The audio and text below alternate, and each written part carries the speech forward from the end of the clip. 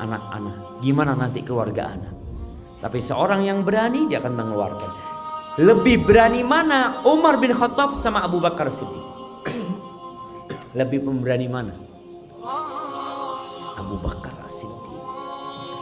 Secara mental berkaitan dengan harta dan secara menghadapi lawan.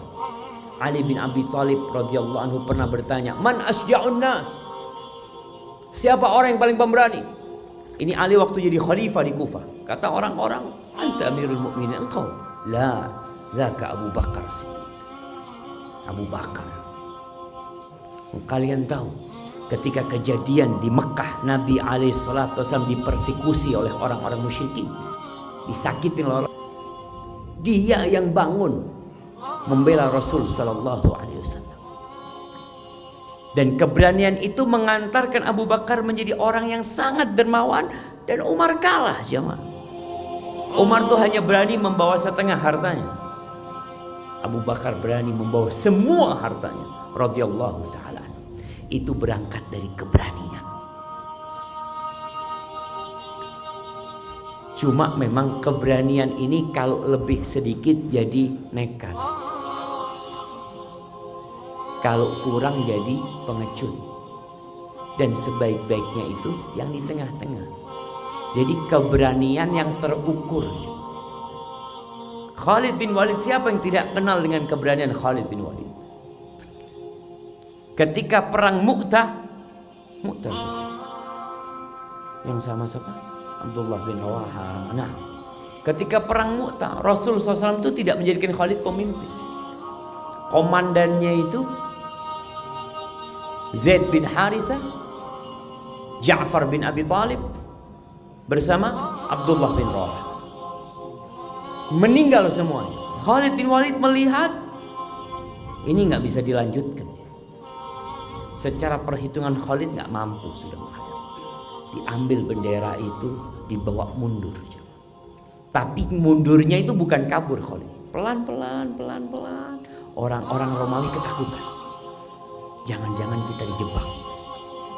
Padahal memang mundur. Tapi mundur dengan perhitungan. Sampai kota Madinah, itu pasukan dilemparin kerikil sama orang-orang Madinah. Mereka mengatakan antumul farrarun, kalian yang kabur dari medan perang. Orang-orang yang melarikan diri, itu yang terukur. Banyak anak-anak muda merasa berani padahal dia nekat. Contoh mereka yang di pinggir jalan naik motor sambil diangkat-angkat ya. Mereka merasa itu keberanian. Bukan, itu nekat. Lampu merah diterabas, tidak berani antum, penakut betul. Menerabas lampu merah itu nggak ada urusan pemberani atau penakut ya. Ada mahasiswa di kelas nyontek, kalau berhasil kata teman-temannya hebat antum, pemberani antum. Bukan seperti itu keberanian. Itu nekat dan itu kesalahan dilakukan. Kemudian Rasul sallallahu alaihi wasallam menyebutkan di sini sebuah hadis, "Laisa syadid bisura'ah.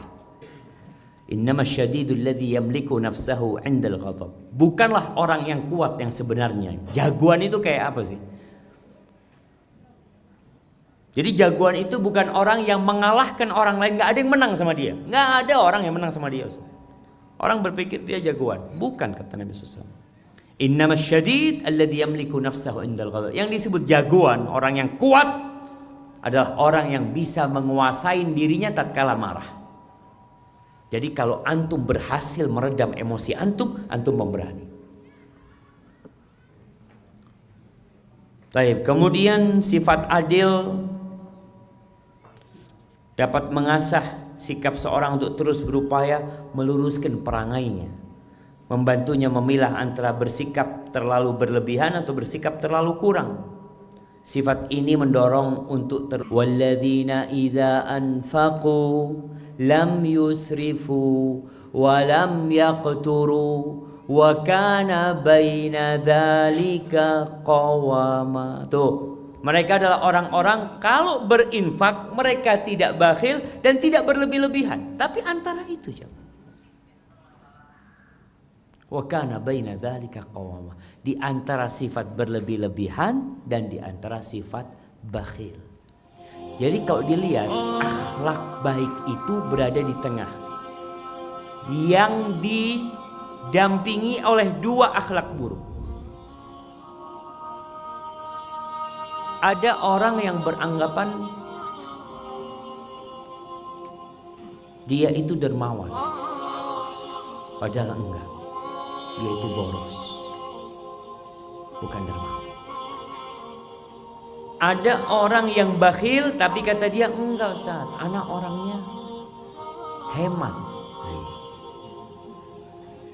Jadi orang itu selalu ingin membela dirinya. Balil insanu ala nafsihi basir. Kita tuh tahu diri kita ini seperti apa.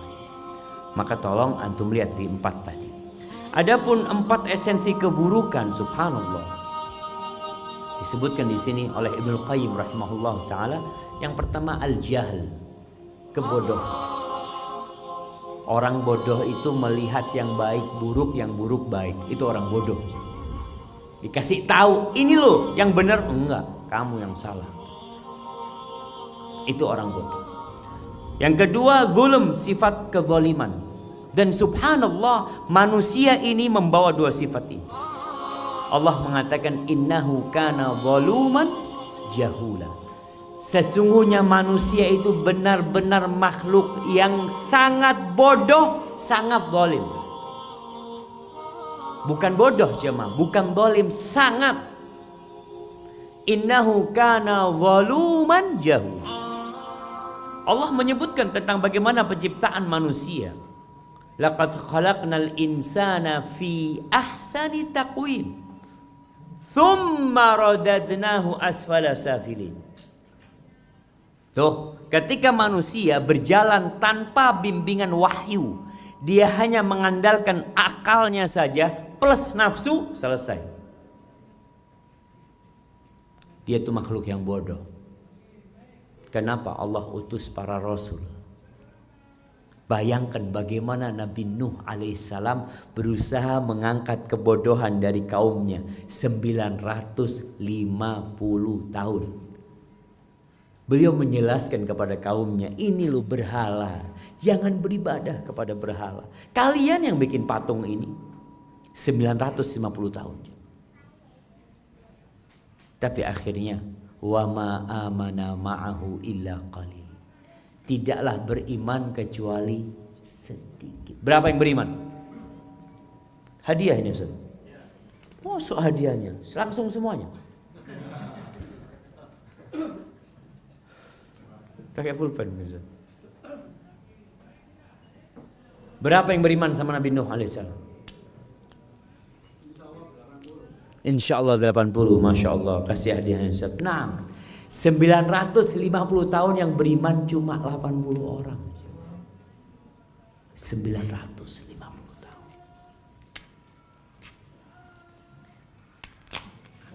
Masya Allah. Ini tidak niat yang ngasih hadiah.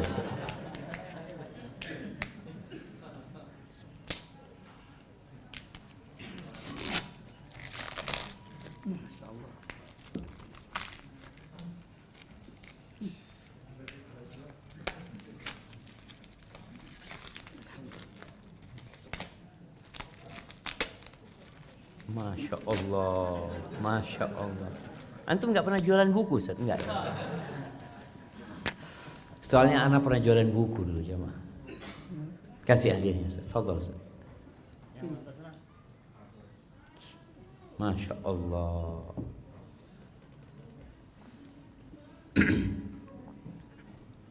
Apa yang menyebabkan manusia menolak kebenaran? Bodoh dan zalim. Kalau mengikuti nafsunya, dia akan jadi orang zalim. Maka itu kalau antum suka melakukan kezaliman, hendaklah memperbaiki diri. Yang ketiga, syahwat. Mengikuti syahwatnya. Allah Azza wa Jalla berfirman, wa amma man khafa maqama rabbih wa nahan nafsa 'anil hawa fa innal jannata hiyal ma'wa. Adapun orang yang takut dengan makom Robnya, dia akan diberdirikan di sidang. Kalau dia merasa takut dengan hal itu dan dia menahan kemauan nafsunya, surga tempat buat dia. Jadi kalau mengikuti syahwat ini, ya udah, kita jadi seperti binatang. Allah ketika menyebutkan tentang orang-orang kafir, apa sih yang dikerjakan orang kafir di dunia ini? Innalladzina kafaru yatamatta'un wa ya'kulun kama ta'kulul an'am wan naru mathwal lahum. Sesungguhnya orang-orang kafir itu hidupnya bersenang-senang. Hiburan sana, hiburan sini, kuliner sana, kuliner sini. Mereka makan seperti makannya binatang ternak. Dan neraka tempat buat mereka. Itu yang Allah katakan tentang orang-orang yang mengikuti nafsunya belaka. Kita perlu meredam nafsu kita, menahan. Subhanallah jemaah. Katanya orang kalau umur 40 tahun ke atas itu makan tidak pakai mulut,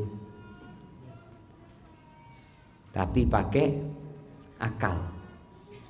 Jadi kalau dia ngelihat makanan, mulai itu jemaah, ini kolesterolnya berapa, langsung ngukur jemaah. Dulu nggak ada, yang penting enak. Orang sudah dia mulai menahan syahwat. Kalau enggak dia yang sakit. Orang tuh gak ingin sakit. Subhanallah. Yang namanya emping belincu itu jemaah. Allahu Akbar. Tapi orang yang sudah pernah asam urat kakinya, makan itu 2 cuma 3 dia jemaah. Enggak cukup lah. Cukup. Duren. Soalnya Ustaz Usul cerita gara-gara kebanyakan makan durian sampai pening kepalanya. Orang sekarang kalau dia berpikir selamat insya Allah, tapi kalau mengikuti syahwatnya Allah, innan nafsa la ammaratum bisu, sungguh nafsu itu memerintahkan kepada keburukan. Ada orang yang kadangkala berangkat dari Jakarta apa? Dari Sidoarjo ke Malang cuma mau makan malam ya. Orang nasi goreng, enak nasi goreng.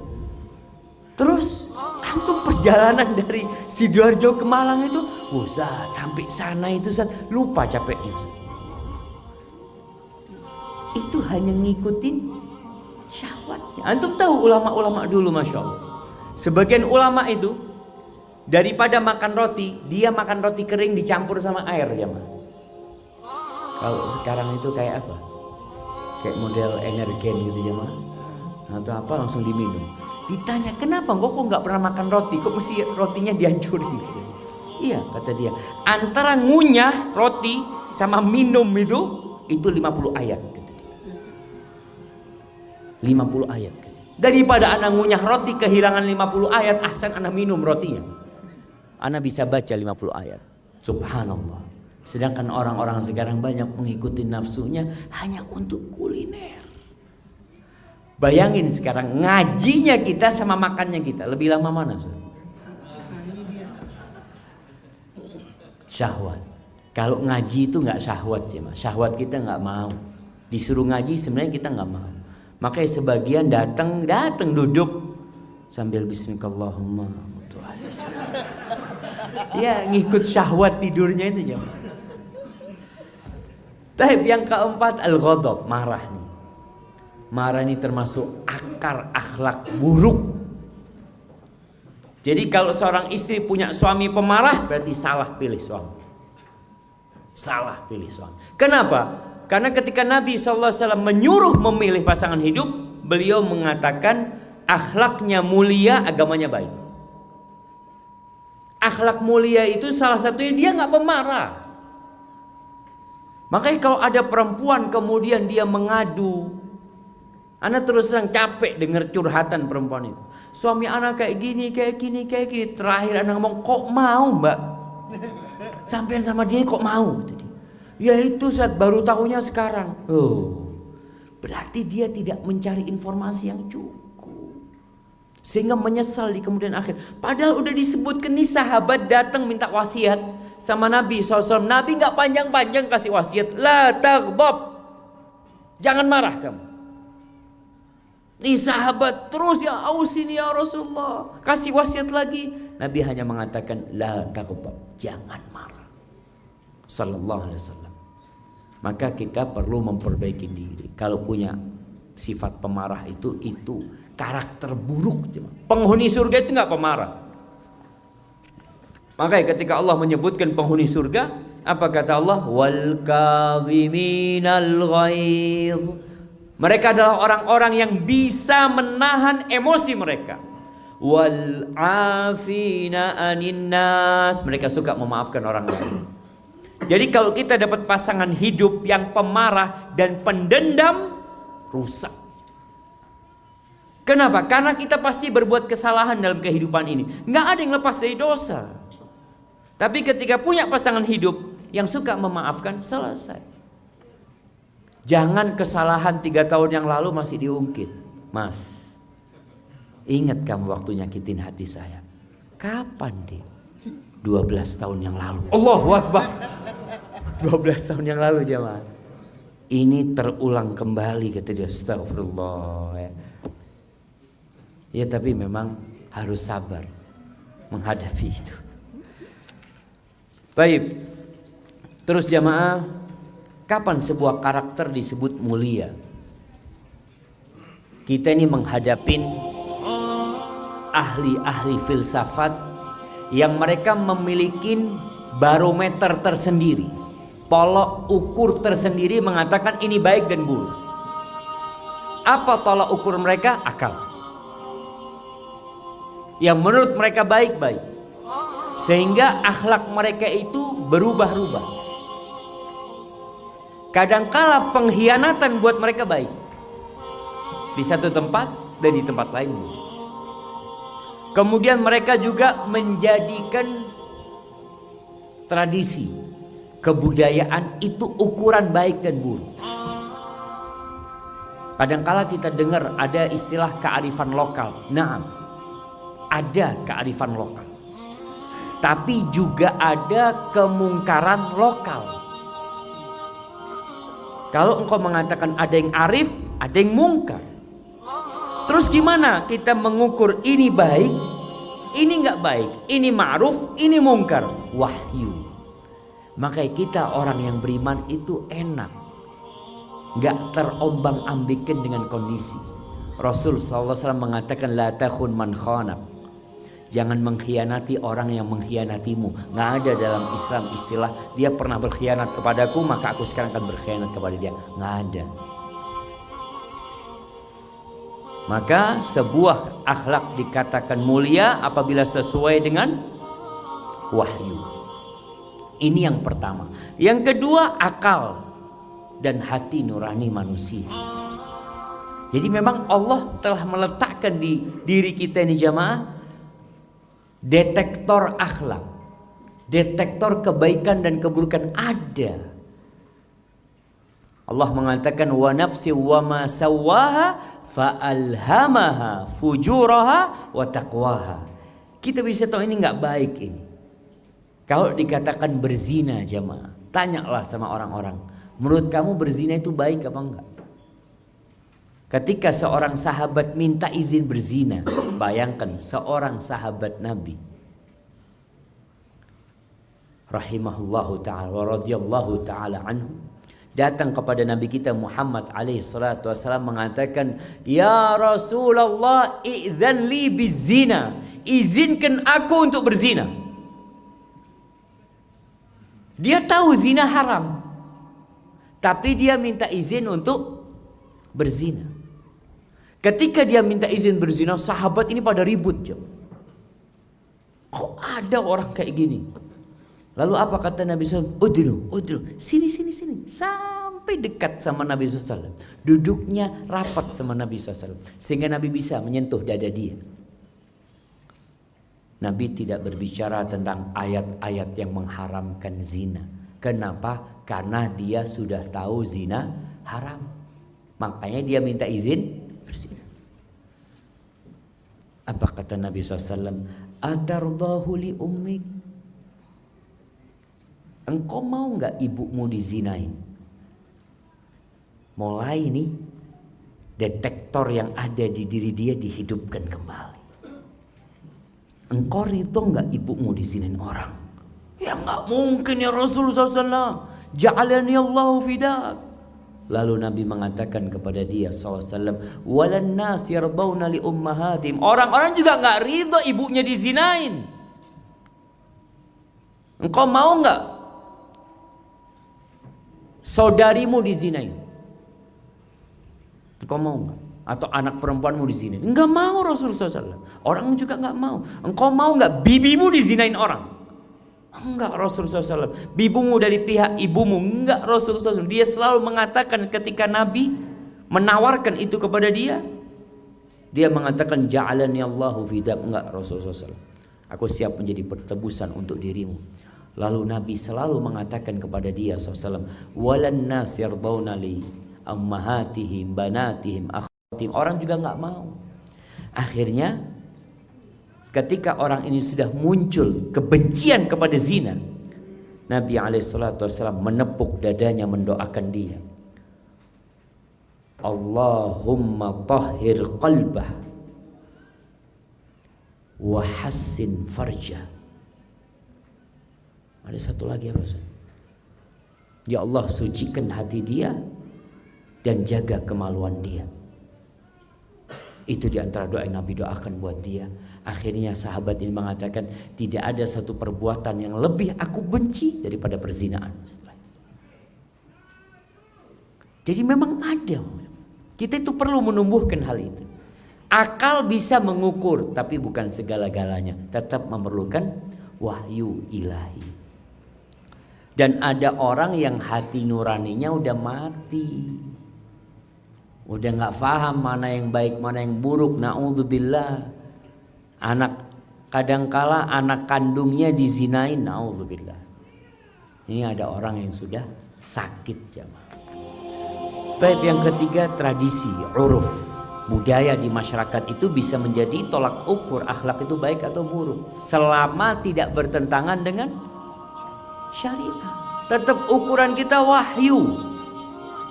Allah sudah turunkan Al-Quranul Karim. Apa kata Allah? Inna hadzal Qur'an yahdi lillati hiya aqwam. Ini Quran menunjukkan kepada jalan yang paling lurus. Kalau kita melihat penyimpangan-penyimpangan yang terjadi, kesesatan-kesesatan yang menimpa umat, itu sejajar dengan penyimpangan mereka dari Al-Quran. Semakin mereka jauh dari Al-Quran, semakin jauh penyimpangan mereka. Semakin mereka mendekat, semakin mereka mendapatkan petunjuk. Baik. Kemudian di sini dibahas langkah-langkah mengasah hati nurani ya. Kita perlu mengasah supaya hati nurani kita itu jadi, istilahnya itu hassas. Hassas ini peka, sensitif. Jadi peka, jadi langsung tahu, oh ini nggak boleh, nggak usah tanya mau Ustaz, kayaknya nggak boleh. Antum kok tahu, kok nggak enak hati anak ya? Karena ketika datang seorang sahabat bertanya kepada Rasulullah SAW tentang akhlak yang mulia dan tentang dosa, dia bertanya tentang akhlak yang mulia, tentang albir, tentang kebaikan. Jawab Nabi SAW, albirru husnul khuluq. Bukan husnul yakin. Maksudnya namanya husnul khuluq, husnul yakin. Kebaikan itu husnul khuluq, akhlak yang mulia. Wal ithmu, dan dosa, Nabi tidak menyebutkan dosa ini 1, 2, 3, 4, enggak. Beliau memberikan sebuah kaidah buat orang ini. Mahaka fi nafsika wa karihta ayattali alaihin nas. Sesuatu yang bergejolak dalam jiwamu dan engkau tidak ingin orang lain tahu, itu dosa. Jadi mungkin kita nggak tahu dalilnya jemaah, tapi perasaan nggak enak kita melakukannya itu, jangan sampai orang lain tahu. Dari situ kita bisa mengatakan kayaknya nih dosa. Nabi juga pernah mengatakan istafti qalbak sallallahu alaihi wasallam. mintalah fatwa kepada dirimu, kepada hatimu. Jadi minta fatwa kepada hati kita. Terkadang sebagian orang itu minta fatwa ke ustadz ini kok kurang pas ya. Cari ustadz lain. Kok kurang pas? Bukan kurang pas karena nggak sesuai dengan nafsunya dia. Ini yang anak tunggu fatwanya. Alhamdulillah dapat sudah fatwanya. Itu ada sebagian orang yang seperti itu. Enggak, engkau tahu kan engkau sedang mengikuti nafsumu. Maka Nabi SAW mengatakan istafti qalbak albirru matma'annat ilaihi nafas watma'anna ilaihi alqalb wal ithmu ma haka fi nafas wa taraddada fi sadr wa in aftaka an-nas wa aftauk. Halaman 61 nih jemaah. Kebajikan itu adalah apa-apa yang menenteramkan jiwamu dan menenangkan hati. Kita mengamalkan itu tenang tanpa ada beban. Sedangkan dosa sesuatu yang meragukan jiwa, meresahkan hati, walaupun orang-orang sudah ngasih fatwa kepada. Dulu ada seorang manajer bank konvensional ya, dia cerita, ana itu Ustaz, sudah 10 tahun yang lalu nggak enak sama riba ini Ustaz. Nggak enak, hati itu udah nggak nyaman. Tapi kalau ana ketemu sama beberapa ustadz, kata dia, enggak apa-apa, yang penting itu banyak-banyak sedekah. Iya, dia bertahan 10 tahun itu karena banyak fatwa modelnya kayak gitu. Menfatwakan sedekah lah, subhanallah. Tapi kata dia, hati ana itu nggak enak Ustaz. Tapi karena ada nafsu di situ, dia berpikir kalau ana berhenti bekerja, kerja di mana? Subhanallah. Akhirnya dia berhenti setelah 10 tahun. Dia sakit hati dengan fatwa-fatwa ustadz-ustadz dia. Sebenarnya yang salah bukan ustadznya, dianya yang menerima. Padahal hatinya sudah tidak nyaman. Seharusnya dia tinggalkan. Akhirnya dia jualan roti. Subhanallah, dia cerita, Ustaz, ana dulu sebulan gaji 30 juta. Sekarang ana jualan roti, istri ana yang bikin roti. Kadang-kala kalau dapat pesanan Ustaz, pesenannya keuangan 160.000, bahagia sekali.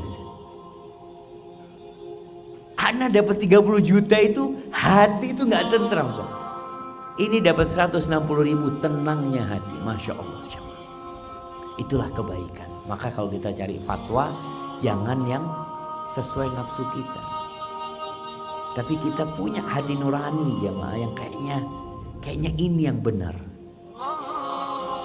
Baik, kemudian bagaimana caranya supaya hati nurani kita ini menjadi lebih peka? Yang pertama ada banyak kaidah, artinya kita memperbanyak amal soleh, ya, memperbanyak membaca sejarah orang-orang yang baik, mengkaji tentang ayat-ayat Al-Quran yang memerintahkan untuk melakukan kebaikan. Itu membuat hati semakin peka. Dan di antara yang disebutkan oleh para ulama, yang pertama, surga itu diliputin perkara-perkara yang dibenci oleh jiwa, dan neraka itu diliputin perkara-perkara yang disukai oleh syahwat. Jadi kalau sebuah tindakan syahwat antum condong ke sana, tinggalkan.